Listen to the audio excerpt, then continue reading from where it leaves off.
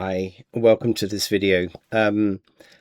This is going to be kind of a vlog, a collection of observations about amateur radio in general, bit of background history to my own um, experiences with amateur radio and getting into sort of the whole radio scene, as it were. But also I'm hoping to sort of provide some feedback. Okay, this is a non-scripted video. But yeah, anyway, I've got a list of stuff here that I would like to kind of bring up, and these are really my own observations. And what's the outcome of this? This I'm hoping is just going to highlight some of the things that I've experienced in my lifetime, right, about getting into amateur radio. Okay, a little bit of history if anyone doesn't really know me. My father was a radio engineer of some sort in the RAF. Post-war, obviously, I think it was some sort of conscription type thing. But when I was young, we're talking when I was like between the ages of 6 and 10. I used to read all his technical manuals and all. I was just fascinated with the whole electronics thing anyway at a very early age, and got into radio that particular way, right? So I think that's quite a common theme that I've come across when I've ever spoken to other people who are into amateur radio or anything really to do with radio. Is it seems to have come from childhood influence. There was an association there with radio at some point, either somebody who was always interested in just receiver radios, even um you know yeah, I mean, that's how I got into it. And of course, I'm old enough to you know remember that there were radio repair shops, right? TV repair shops and things like that. So back in the day when electronics used to be repaired commercially.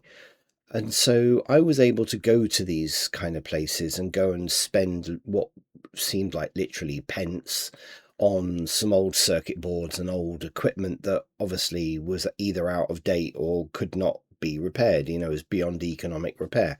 Or I think sometimes these radio repair places would repair equipment, and then the customer would never come back again.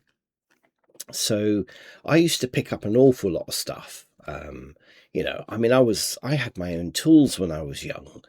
I don't think most kids had that kind of thing. My father was a bit of a tool freak and he loved his tools, so I kind of followed suit. Do you know what I mean? So um, I think that's where that came from, right? And that has always been with me. As I've got older, I've always had receiver radios of many different types. I used to listen to Airband when I was younger as well, and I mean, I guess that's where the association came from.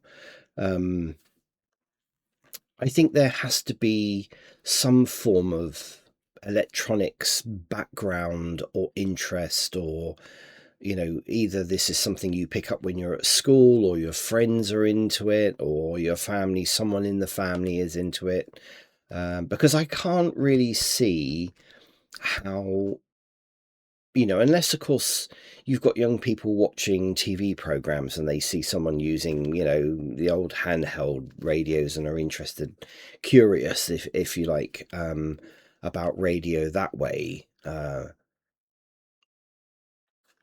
I think there's just there's a lot of things, but I think it's more than likely, from what I've discussed with other people in my lifetime, it's nearly always come from parents who are interested in radio or electronics of some sort. So yeah, but I guess how how would young people know unless somebody tells them about amateur radio? I mean, I don't think there is a way that they would actually really know unless they started typing something on the internet about amateur radio or electronics. which is, kind of interesting. So I think that's where an awful lot of it comes from. And my interest kind of started off with my father, in a way, um, teaching me how to create a crystal radio, all right, a crystal radio set. And I had to save up my pocket money to buy things like high impedance headphones, wire to put around out the backyard, and all the various bits and pieces of components. I think my father, he may have bought some bits and pieces. I don't know, to be honest with you. It was a long time ago. But anyway, that's really what sparked my interest. And being able to listen and tune in and play around with, the crystal and the whisker wire across the coil, the wire coil and stuff. And obviously, I think the placement of the crystal, although I don't think mine actually went, mine didn't go back that far, but I found it fascinating. I spent so much time just listening to radio stations from around the world, including languages I couldn't understand, and I just thought it was fascinating that I could put a wire up outside a yard, and all of a sudden I was able to listen to people around the world talking. Um, and I was hooked from that point onwards. And of course, then I got into handheld radios. I've always been fascinated with that PMR based kind of radios.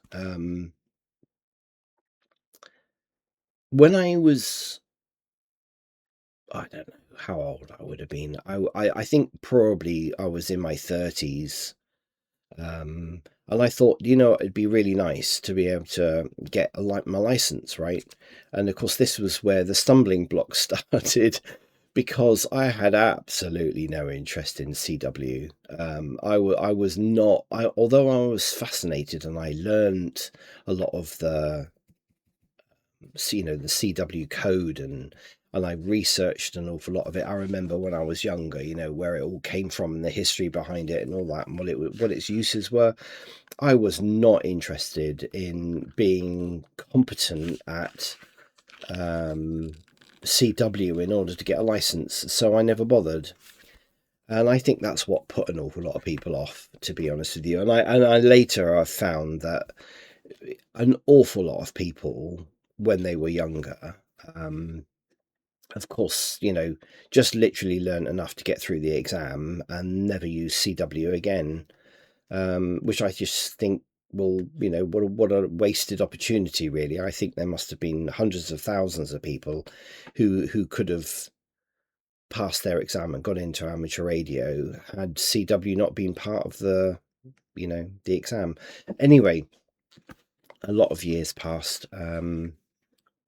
and it was only recently, as in 6 or 7 years ago, that I then found out the CW is not part of the exam.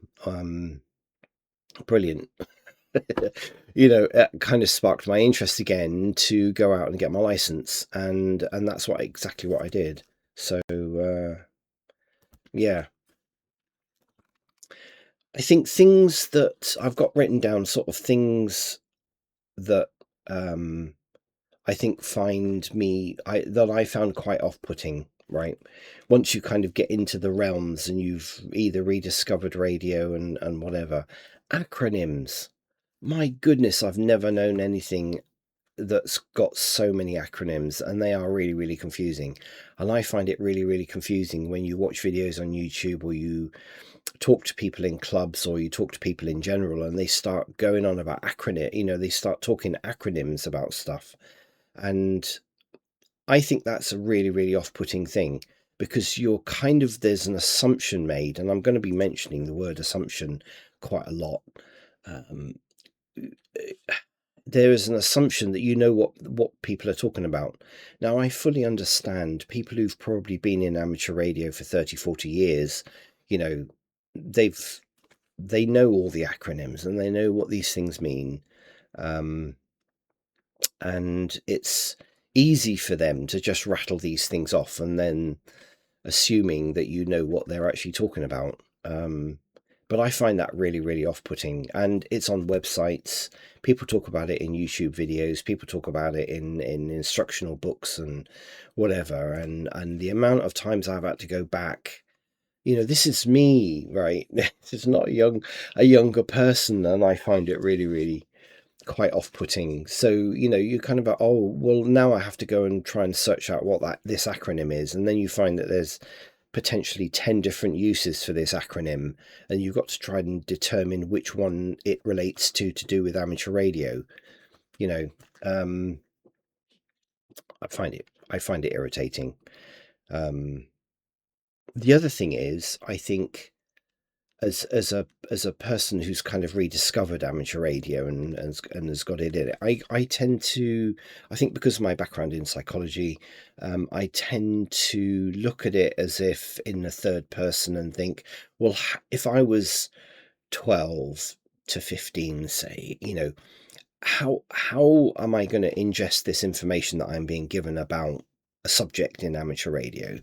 And again, there's an awful lot of vagueness, right? And I'll probably touch on that a little bit, but there's a huge amount of vagueness, and then you've got an awful lot of people who will insist on saying things like, well, you should know that, right? And I'm not going to share that information with you in my video because you should know that. And they're not saying that, but that's what they're implying. And so again, there's kind of an assumption made that people watching certain videos on how to make antennas or how to make a balun, for instance, or understanding what on earth a choke does and its its uses and everything, there is always a massive amount of assumptions made that the people watching your video know stuff, right? And they know what you start talking about when you start mentioning things like VNAs and antenna and SWRs and antenna analyzers and ATUs and do you know what I mean? So there tends to be a huge amount of assumptions made, and I think that's just something that people need to be aware of, that when you're creating a video or an instructional video or something, that you explain it in plain English, right? That you're not using the acronyms used in amateur radio all the time, and to stop assuming that the people watching your videos, think like a young person, right? Not being patronizing, but speak in a language that people can understand. And I think it's just reminded me of something else. There's also an assumption that how to make a dipole antenna, for instance, right? And people don't show you how it's connected. I know this might sound really, really stupid and simplistic, but the amount of times when I was younger trying to understand how stuff was connected, and all you saw was people putting, assembling wires and connectors and stuff like that together. And you didn't really know why something was plugged into a certain port, or how a dipole was connected to the coax, like that, that actually really matters. Um, you know, how a kind of a UHF connector is put together and why certain things are put in a certain way. These are simple things, and I'm not kidding, but there are so many people who've done videos like this seem to assume that everyone knows what a dipole is, or an end-fed wire is, or a 4-to-1 balun, or a 9-to-1 balun, and a 49-to-1 balun. Like, I kind of understand those things now, but when people start talking about these things in videos, you have no idea what is a 4-to-1 balun. What is it, and why do you need a 49-to-1 balun over a 4-to-9 balun, or a 9-to-1 balun, or an unun, or do you know what I mean? So it does get very, very confusing. And then you have to go and watch 10 other videos from different people who give you slightly different information about what the hell the differences are between, you know, all of these things. I mean, this is the kind of thing I'm talking about. It is seriously confusing. There doesn't seem to be a very clear cut, you know, what can I say? See, when I started, if you like, getting into back into amateur radio, as in being licensed and being able to participate in events and such like, again, that wasn't made clear. Like, there wasn't really any clear thing about why you would want to get a license when I was young, other than I didn't find out until later that, it was to actually be allowed to transmit. And yeah, I find it very, I find it really, really confusing. Um, and then there's books. My goodness. I mean, books with conflicting information is another thing that I've got down here. Um, Everyone and their dog seems to have produced a version of an aerial that is supposed to be the bee's knees, and this is the only aerial that people want. I mean, realistically, there are so many different types of antenna out there. I don't believe there is actually like the one ultimate antenna that does everything. And when I started getting back into it serious, and I was sort of seriously considering a proper radio, as in a Yaesu or an ICOM radio. I mean, I then sort of went down the route of, well, what kind of antenna should I be using? And I just got told, well, you should just stick a bit of wire in the end of it and it'll work. And I thought, so hang on a minute, there's dozens, if not hundreds of books on the market, thousands of videos about antennas, and you're telling me that all I need is just a bit of wire stuck in the back. And I kind of, because of my curiosity about this kind of thing, I started looking into, all the various different types of antenna, and then you go down this big, massive rabbit hole about what is the best antenna to get. And of course, like most amateurs, I guess, you end up thinking, well, an expensive antenna's got to be a good antenna, right? And you end up wasting money on buying antennas to find out that actually, it doesn't really, that's not how it works.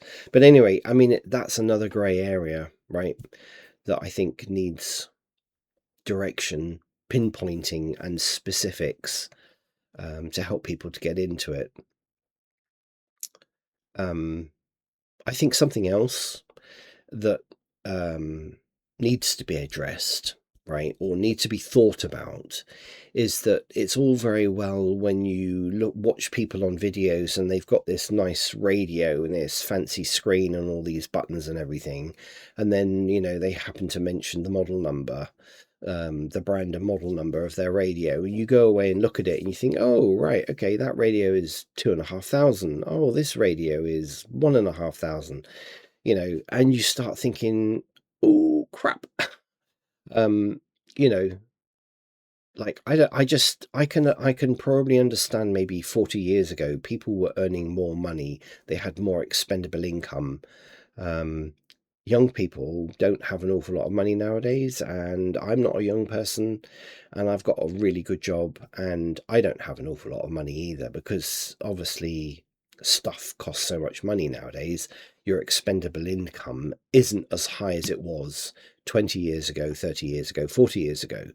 So people who can obviously afford to fork out 2.5 grand, £4,000, £7,000 on a radio, that ain't possible anymore. I mean, I don't know how people have got the money to spend on that kind of equipment. I really don't know. But I think that's something else that, and I know people are going to say, oh, well, you can go out and buy a Bofang and it only costs you 20 quid. Fantastic, limited in what it can do, as a receiving radio and a very small amount of bands that you can actually transmit on. Yeah, it works and it gets you into it. And I think as a young person to have a radio like that is quite good. But we're still talking quite a lot. It's an expensive hobby, let's face it. It's a pay to win kind of hobby, and unless you're investing quite a bit of money into into the hobby, you're not really going to get an awful lot out of it.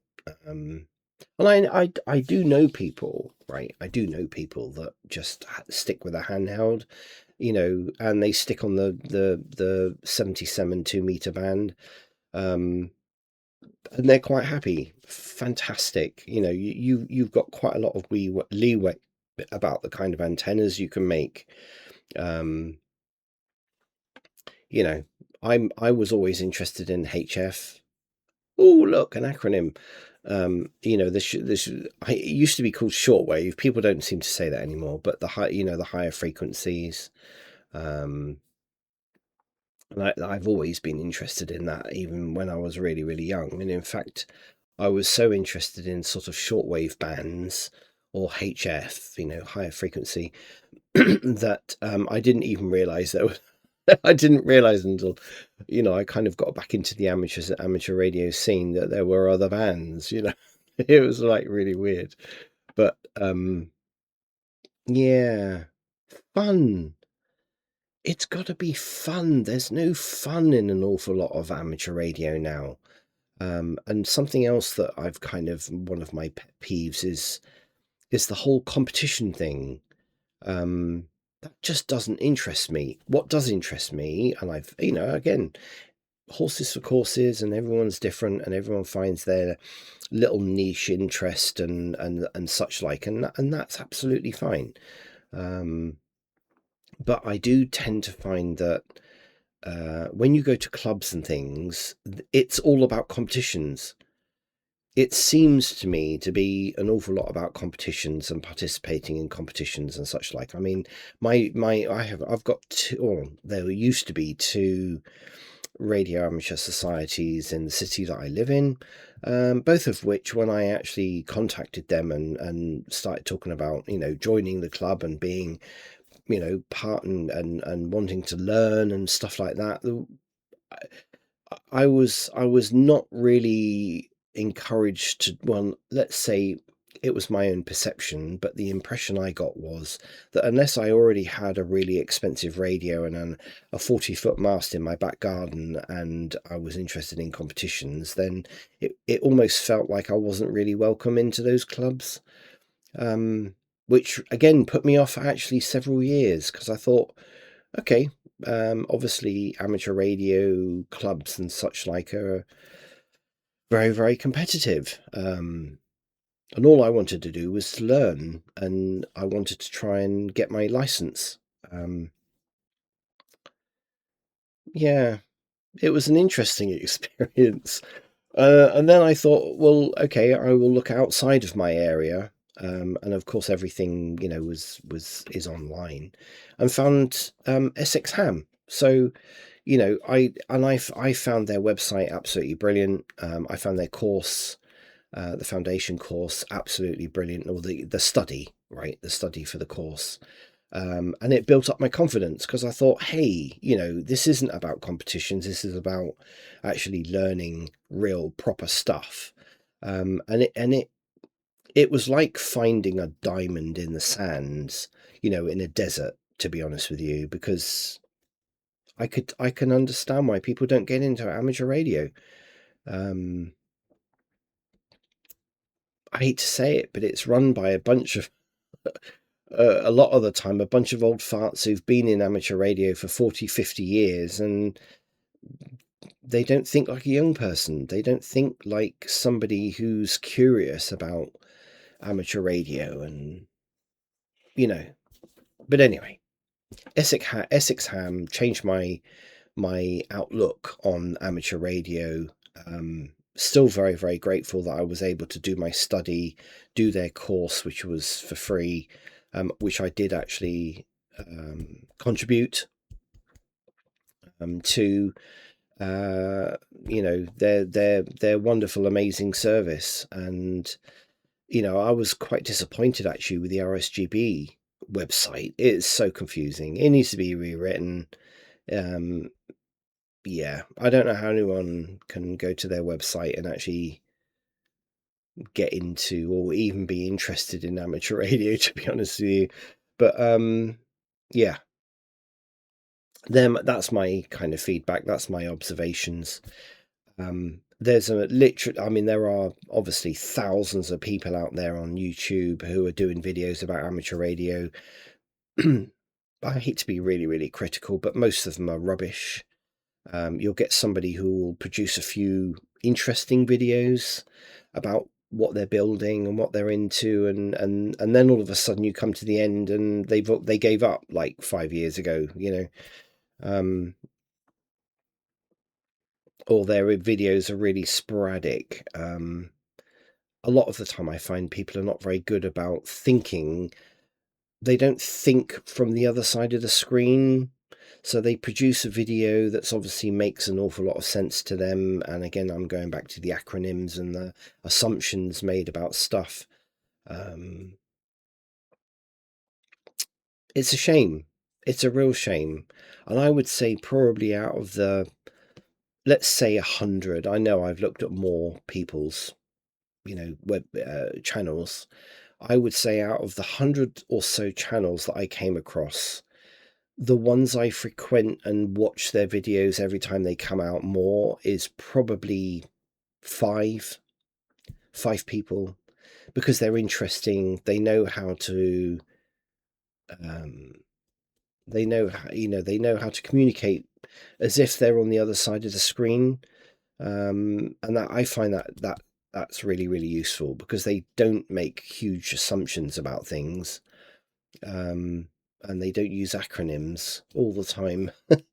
But again, I know it's horses for courses.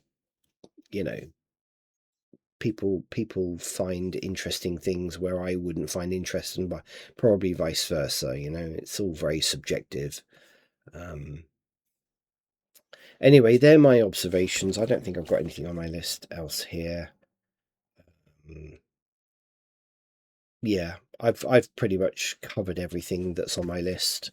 Where am I now? Where am I going? I One of the things that I did learn, right, over the last few years, and we're really only talking over the last few years, is that you do have to find your niche, right? I think that's the one thing about the hobby that I really, really love. I love listening. I'm not a competitions person, so you have to kind of jot these things down. What is it that attracts you about amateur radio?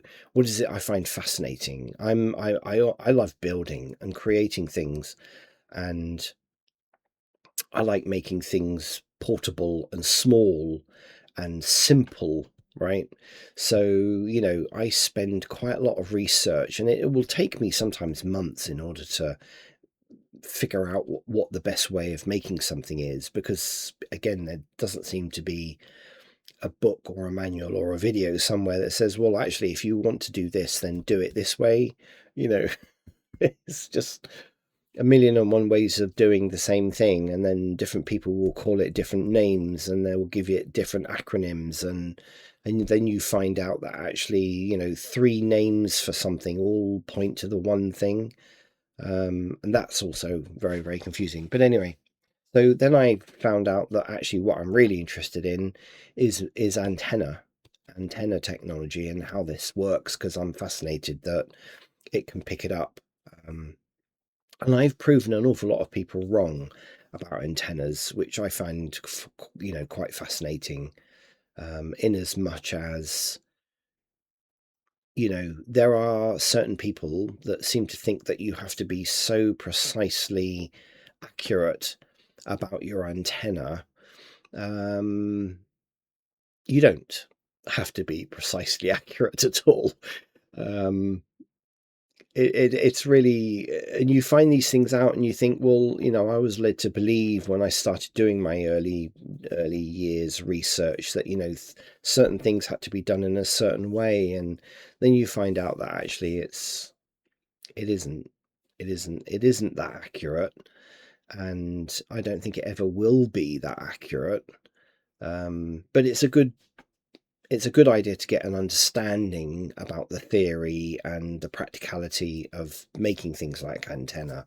And there's some brilliant people out there who have got kind of a similar attitude, in as much as, like experiment. Yes, there are guidelines and there's advice and such like about antennas, but you've got to get out there, and the variations of things and the environmental impact and location and everything just throws a whole load of other calculations into it.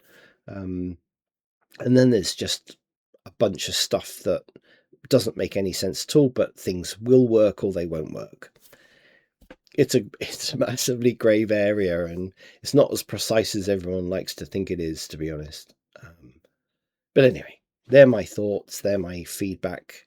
If you've watched to the end of this video, then thank you very much.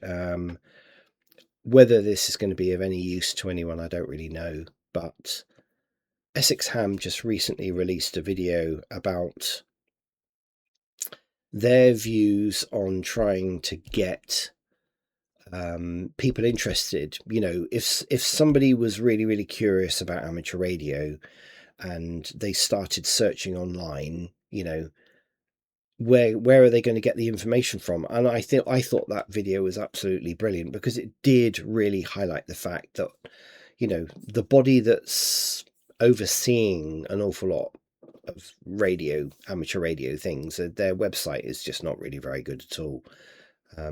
And to be honest with you, I do absolutely agree. I think Essex Ham's amateur radio website is just probably the one place I keep going back to be honest with you, if I want to find anything out, because it's laid out in a very simplistic, logical way that makes sense, and they're using language that